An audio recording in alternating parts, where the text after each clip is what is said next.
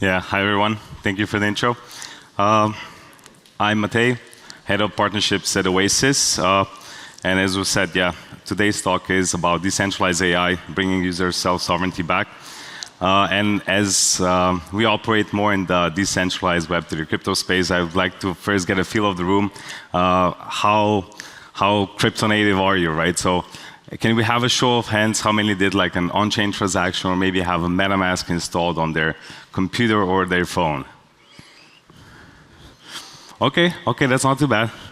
It's getting better. I mean, every year we see more adoption, but I think AI now came more into the forefront, so it's less discussed, but I think decentralization is still a very important topic that needs to be addressed also in AI. So if we go through a quick outline, so what we're going to be discussing today is the current AI landscape. Then we're going to compare a little bit the centralized and decentralized AI model. Then we're going to touch on the ASI, so artificial superintelligence versus HSI, human superintelligence. Then discuss the user self-sovereignty and cognitive liberty. And we're going to close it off with a little bit of decentralized AI implementation methods. So, current AI landscape. AI has been around basically since the 90s, but in more narrow scopes.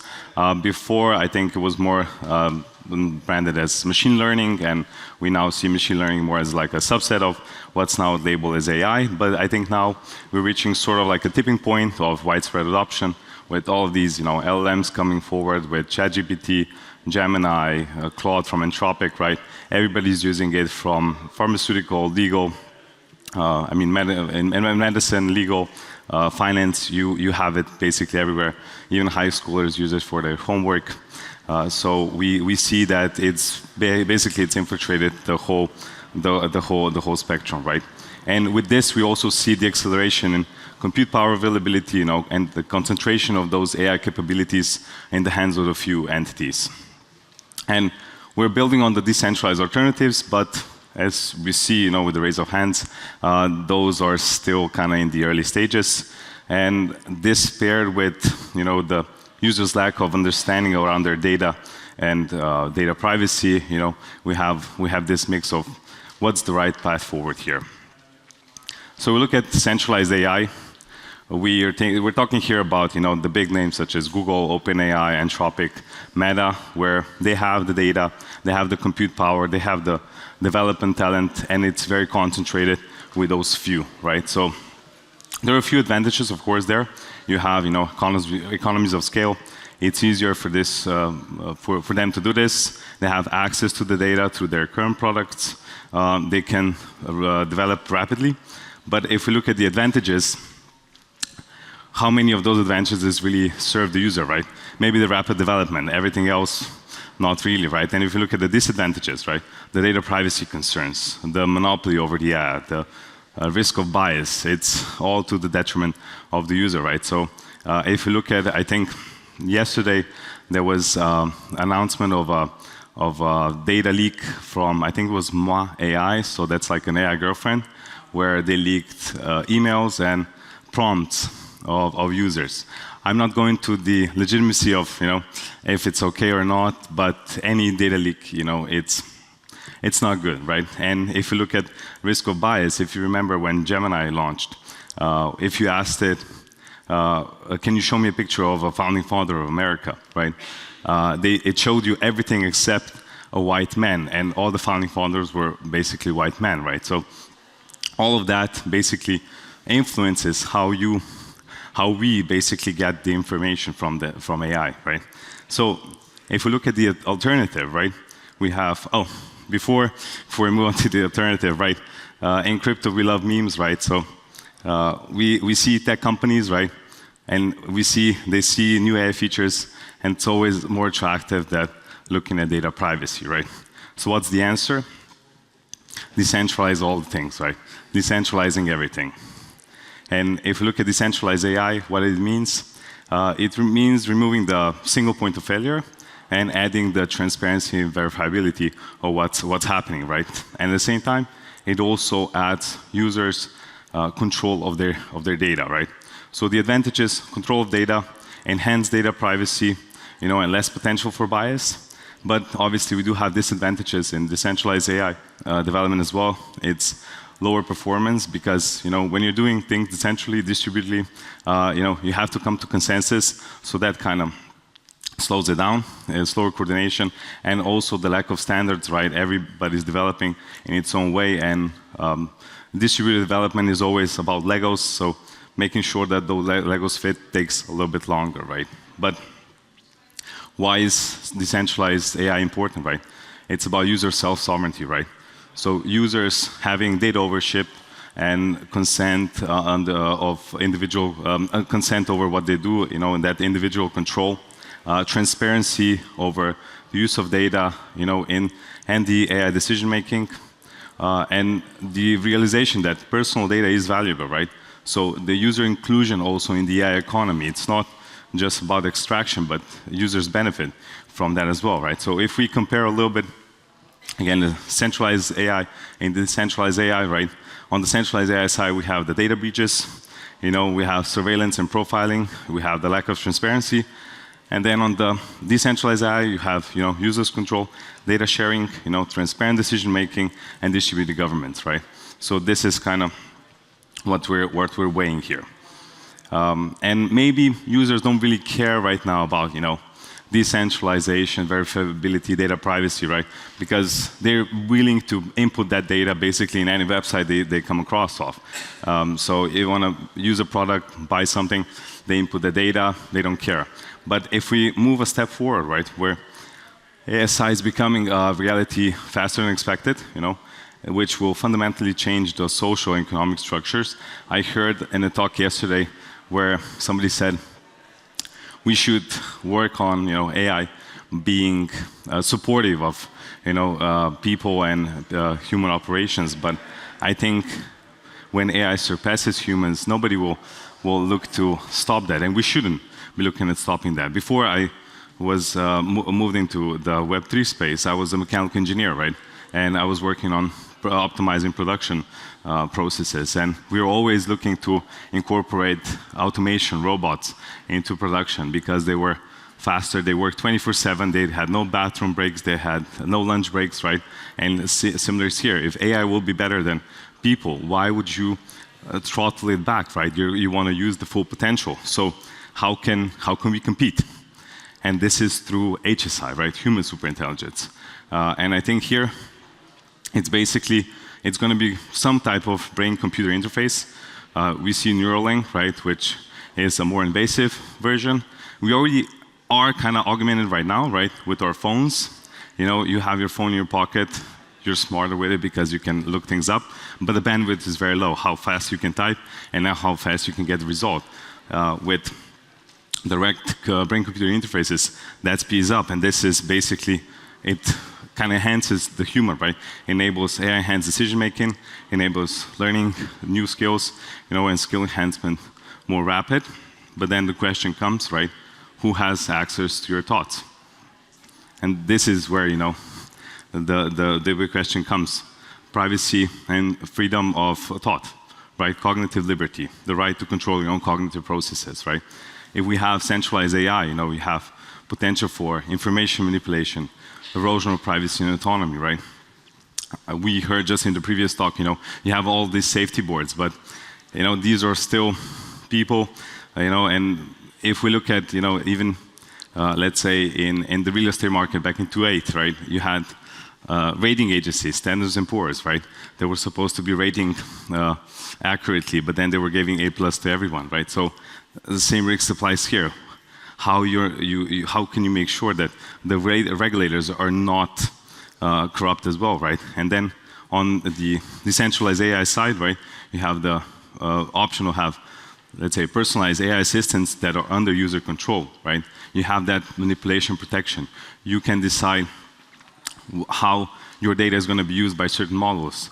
Models are open source, data is auditable. So this is, I think, where we come to a stage where everybody understands that this is a very crucial thing, that we need to bring that user self-sovereignty back in order to prevent cases where you become influenced, by basically with information manipulation that you get directly into your head, and then maybe the thought police comes onto your door and knocks and says you had some strange thoughts. What was that about, right? So moving on to the implementation side, right? Collaborative development of AI models and data sets, that's the key basic of decentralized AI. Different technologies exist. We rely mostly on blockchain-based privacy-preserving technologies for private data storage and verifiable compute. Enable distributed governance of these AI projects, right? There are challenges, scalability, interoperability, ensuring, data and model quality, but with progress, we can see that being overcome as well. We have a lot of interesting projects working in this space. So we are one of them. We have Ocean that's doing compute to data. We have Fetch that's working on agents. We have Singularity that's working on AI marketplaces. So there is a lot of development going on, but it is slightly behind right now what centralized AI projects are able to do. If I dive deeper a little bit into our tech, so what we do is, we have a public blockchain that enables private smart contract storage. So in contrast to Ethereum, which is a public transparent chain, with us you're able to have private smart contract storage, private compute, basically enabled by TEs, trusted execution environments. And because compute on a blockchain is actually quite limited, we're also working on frameworks where you enable off-chain compute, normal, compute in the cloud, to be run in these trusted execution environments and still be verifiable on-chain in the distributed model. So this is basically our part of contributing towards the decentralized AI models, right? In conclusion, shifting from centralized to decentralized AI, I think development, I think it's crucial because if not, we're going to have a few central entities that will be controlling a lot of the world we live in, and that control is going to be in the hands of the few. The other thing is balancing the ASI development with HSI empowerment. So trying for us to keep up with the AI development so we can compete on the same level, and then in the end also preserving cognitive liberty and self-sovereignty. So we have that freedom of thought. Maybe summarized in one sentence, what we strive to do is an AI-augmented world where AI enhances human capabilities without compromising autonomy and preserves human values and diversity. So for one last meme, centralized entities right now are more in the centralized is better because it's faster. Our alternative is decentralized is better because power to the people. If you have any additional questions or anything, you can grab me here when I go off stage, or reach out via email, Telegram, X. You can look up our website here as well on the QR code. And that's it. Any questions? We'd love to hear. Any personal experience, thoughts, comments?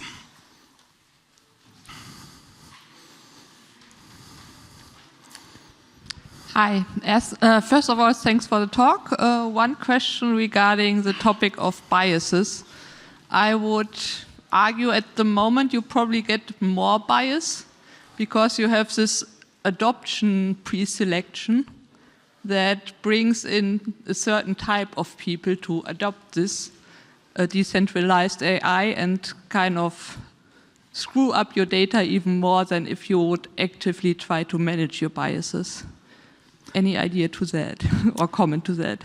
Yeah, of course. As I said, decentralized AI is running a little bit behind, with the data availability, with if you look at the centralized counterparty. But I would say because everything is verifiable, right, and transparent, it's easier to kind of confirm, what are the weights, what are the biases installed in there, right? And if you look at on the other side, right, nobody knew what Google put in to basically output those images, right? Or ChatGPT, what are the biases installed there, where there are certain things that are politically correct for the GPT that it won't answer your questions. And here we have that black box, right, where we don't know anything. And then on the decentralized side, nobody will use your data set if they don't have that availability or what's in there, right? So I would say it's true that you potentially have data sets that are more biased, right? But you can exclude them because you know what they are, right? And this situation you don't. It's a black box that you don't have any insight in. So that's why I would say you can have worse data there, right? But you can selectively exclude it if you want to, right?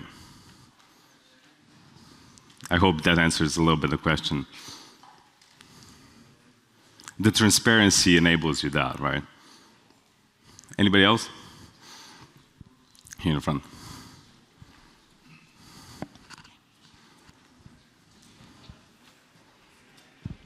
Thank you. So I've worked in also because decentralization, blockchain is also related to crypto and so on, and it's you know, it's all beautiful. We're giving power to people. It's all, you know, decentralized, trustworthy, and so on. But we can see where the kind of industry moved to which direction. So also related to this in decentralization and blockchain, how do you know, like hacking risks like of smart contracts, nodes, and so on, and then all, you know, data available. And then another thing, like when you say that all data sets are available and people can see it and it's trustworthy, also wouldn't be that, you know, when people know where the data is coming from, then they could also, you know, put more this kind of data, and also too much transparency maybe also wouldn't be too good, because then, you know, people can use it for their advantage. So, yeah. No, for sure. So the first question was on, the first. Yeah, so auditing is very important, right? And we do have audits, but at the same time, our alternative, right, is using TEs, right? So everything happens within a secure enclave, right? So of course, if the smart contract has an exploit, that's a problem, right? But that's why we have, you know, you have audits, public results, you know, people can be sure that that code is safe to use. So that's that transparency. When it comes to data privacy, you can have private data sets, right? And you can have, let's say, a descriptor of what that is, right? And you can basically also have, you know, proofs that that data wasn't tampered with, you know, without revealing the actual data, right? So it's not difficult to have basically compute over private data and still have that verifiability that the data wasn't manipulated with, right? So transparent blockchains, of course, are problematic in this aspect. That's why our alternative, you know, everything happens within the trust execution environment. So you can have encrypted data go in, you have the smart contracts go in, and then you have the encrypted results come out, you know, to the person that was doing the compute. And this is how you avoid, you know, that. I would say transparency in let's say in computation is different from transparent data, right? So this is kind of yeah, our answer to that. Anybody else? Oh, hey. Well, you probably already know we are building a big product on your blockchain, which is one of the things I like the most is the privacy layers, and everything Oasis is building to prevent attacks with AI. And I would like to ask you, what do you see as short terms in terms of explorations when it comes to privacy layers, security, and everything relating to AI, and also like the long term and the future with Oasis? Yeah, so for us, you know, moving a lot of this into trust execution environments is a goal where, you know, I think the start of blockchains was all about transparency, everything being public, but as soon as we get to sensitive data, that becomes a problem. So for us, it's all about, you know, verifiability. That's kind of the crypto ethos, don't trust, verify, but at the same time keeping things private. So with the privacy layers, you know, Ocean, that's working with us very closely, is doing, you know, compute to data, utilizing also Sapphire for some key management where they're looking for bringing compute where the data is, not vice versa, bringing data where compute is, right? So eliminating that potential, you know, threat of exporting or transferring data, but bringing compute to the data. And these are the layers that we're working on using AI for threat models and all that. This is not our core focus. We invite anybody to build that. We're kind of the infrastructure provider, that enables a lot of these use cases. But yeah, at the moment, we're not building on those specific products. Anybody else? I think we're good. Thank you very much for listening in. Hope it was helpful.